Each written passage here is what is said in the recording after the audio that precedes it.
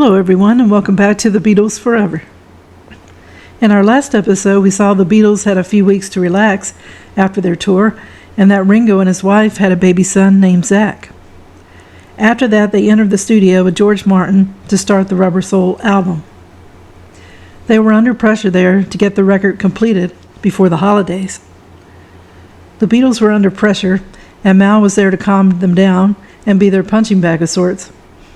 He made them settle down and laugh, as well as providing them food and drinks. He even helped Paul on a song, and it was recorded on the Rubber Soul album.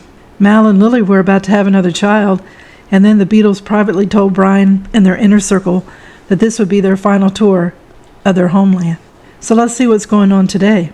Neil and the Beatles traveled back to London with Alf behind the wheel, and Mal stayed behind in Cardiff to load the gear into the Comer van.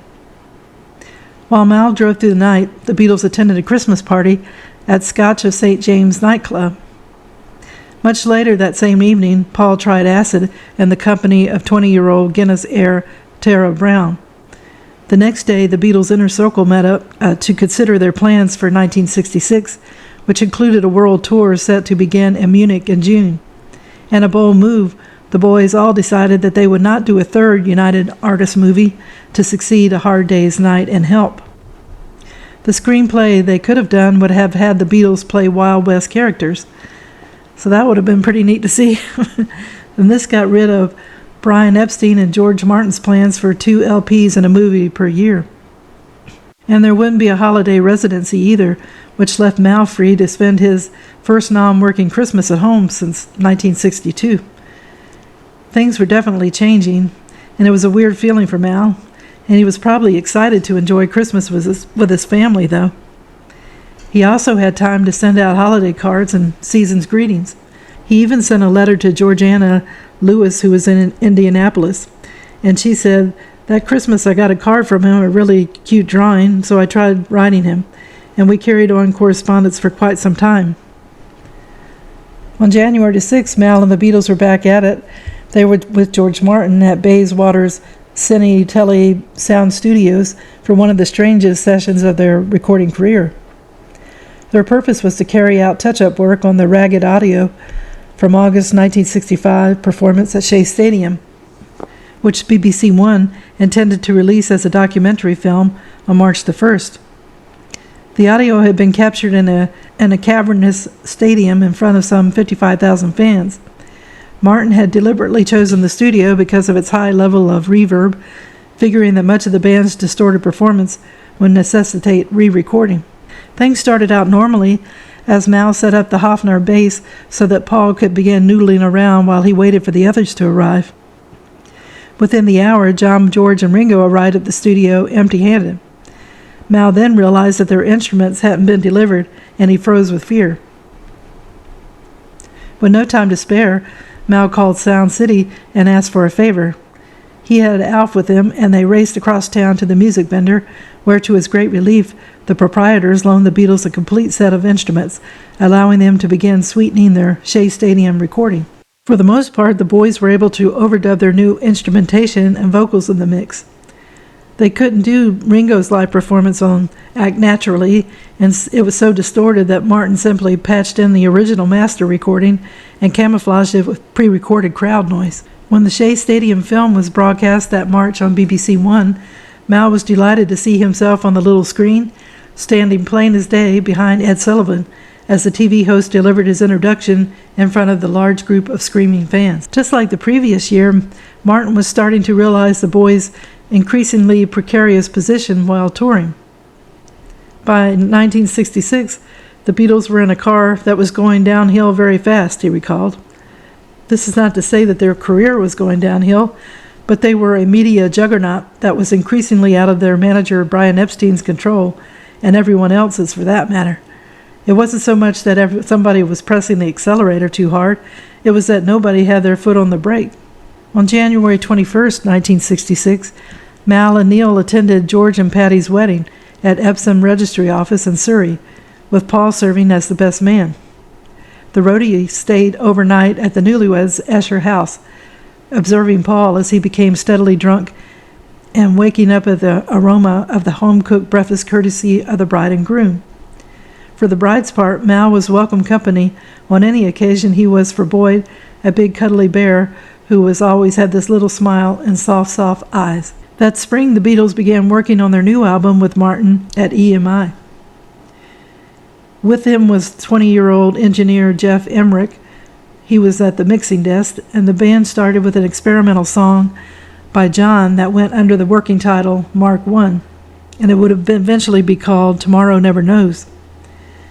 This was a song thanks to Ringo and his way of saying things. And at this time, John wanted Martin to manipulate his voice for the song, instructing the producer to make me sound like the Dalai Lama chanting from a mountaintop. He even asked Martin if it would be possible to suspend him from the ceiling by a rope so that his voice would swell in volume and intensity as his body swung above the microphone. But Martin understandably demurred at the thought of hanging a Beatle by a rope under any circumstances. And at one point, Paul brought a series of tape loops into the studio machines to create a swirling sound collage. It was a great laugh, Alf recalled, and we were all falling about. John was being just as silly and wanted to pile the furniture up so he could stand at the top and pretend he was singing from the mountains along with his monks. A few days later, Mal took a break from the studio to pick up a selection of new, more powerful amplifiers for the Beatles and their upcoming world tour. It was the Vox 47 series amps, and it was constructed from a hybrid transistor and valve design, and it featured variable controls that would exert an immediate impact upon the band's creative work in the studio. The 120-watt shoulder-high amps made for bulky, cumbersome gear. With Alf in tow, Mal transported the amps to EMI Studios in the Comer van. "I don't know how he's going to manage them as they're so big," Alf recalled.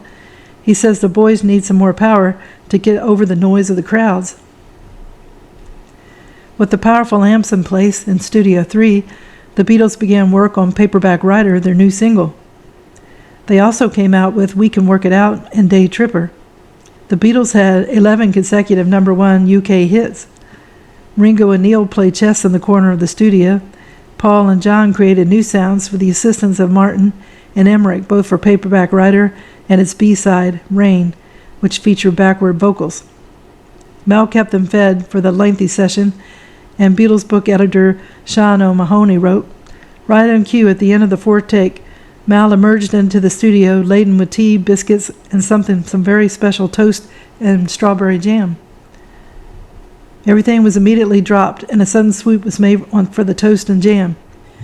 During the April 16th session, Al felt like the roadie was ill at ease, and he soon found out why.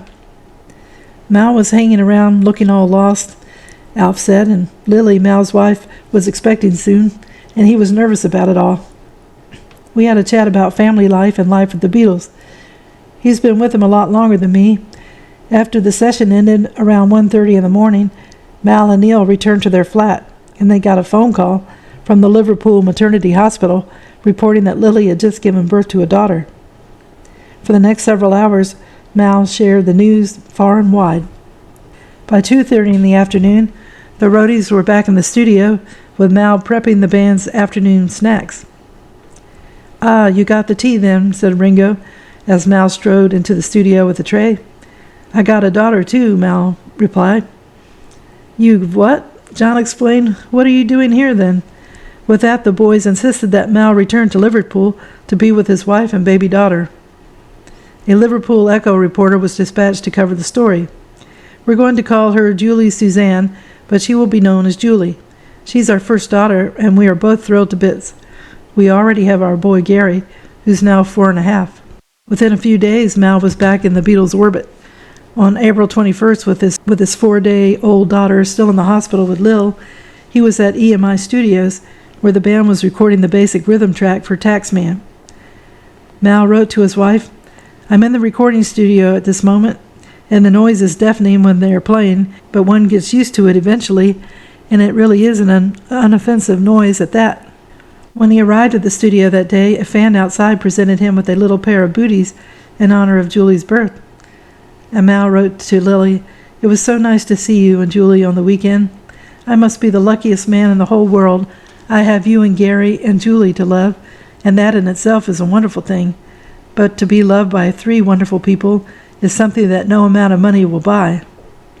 He signed his letter with a series of playful initials reflecting his many roles.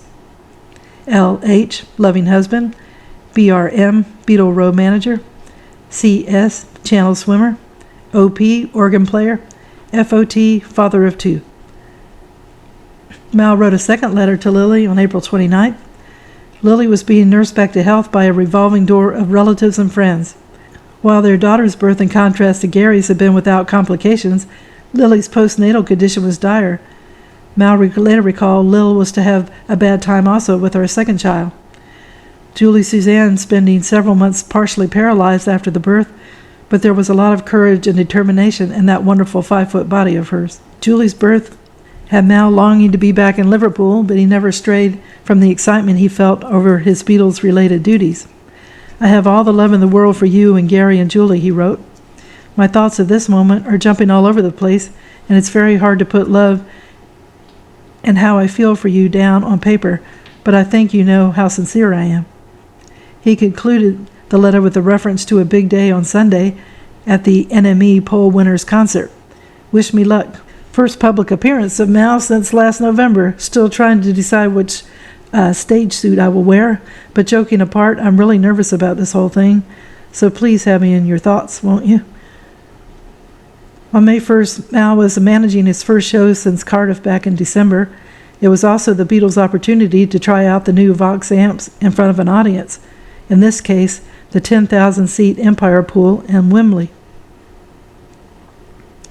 The occasion was the annual New Musical Express Poll Winners concert. When they took the stage that day, the Beatles topped a roster of all-stars that included the Rolling Stones, The Who, the Yardbirds, the Spencer Davis Group featuring Stevie Winwood, the Small Faces, Roy Orbison, and Cliff Richard and the Shadows.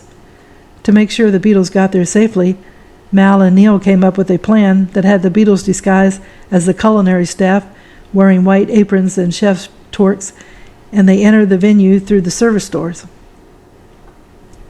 The trouble started when the Stones finished their set. As John, Paul, George, and Ringo prepared to take the stage, NIM's publisher, Maurice Kin, announced that the Beatles wouldn't be performing until after the awards ceremony. "We're not waiting," Lennon barked. "We're going on now."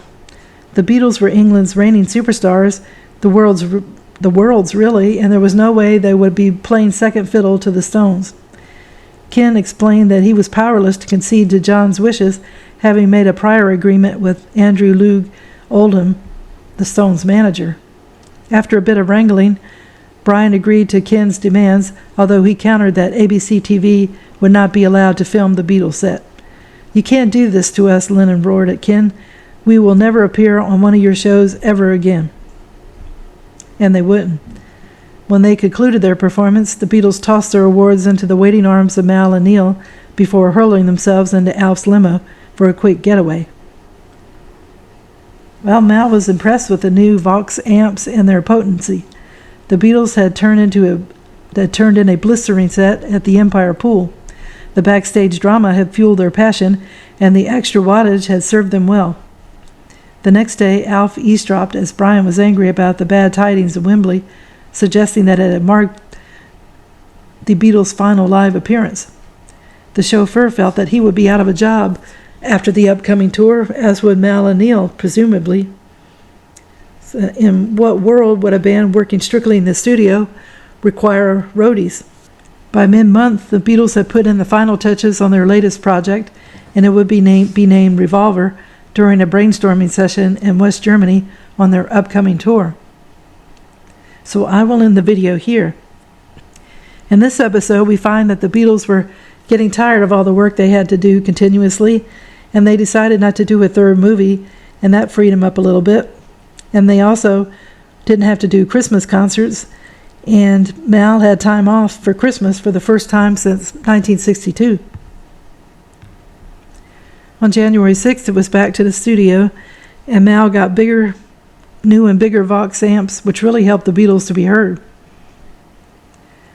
Mal was there in the studio to keep the Beatles from getting hungry, and he was even there after the birth of his second child, a daughter named Julie. When the Beatles found out, they insisted that he go and be with his family, and he did. Then there was an issue at the live event where the Beatles were being upstaged by the Rolling Stones. John and the Beatles didn't like it. They told the promoter they would never play his show again, and they didn't.